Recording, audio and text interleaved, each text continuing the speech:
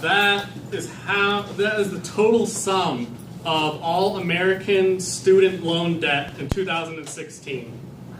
But it doesn't have to be that way, because going into Slovenia can help you stop accumulating debt and overall improve your life. With help from Michael Moore, the University of Ljubljana, and Wilkes-Carilli and Roy Clark, I am to educate you all on higher education in Slovenia. Now, who here hates all the money that gets wasted on school?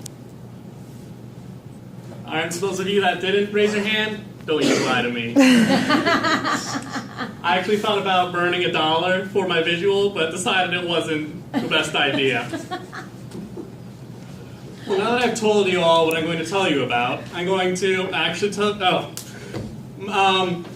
tell you about tuition, the cost of living in Slovenia, and other things to do in Slovenia outside of just going to school. Now that I've told you those things, I'm actually going to tell you about them now. In Michael Moore's film, Where to Invade Next, it said that students from anywhere in the world can come to study there for free. And they think, well, if they start charging money to foreigners to go to school, then it creates this idea that you can charge everyone to go to school.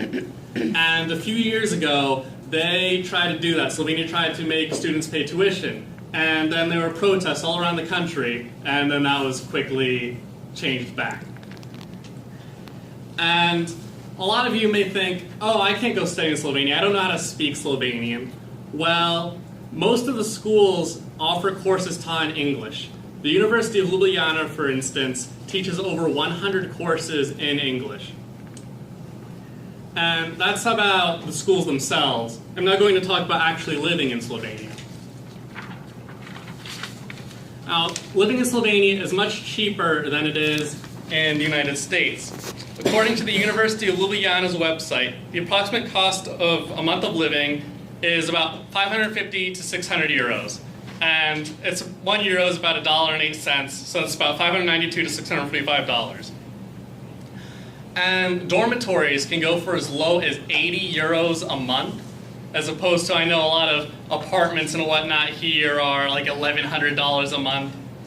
And food, it will cost you around 200 euros a month, which is about 3 euros a meal.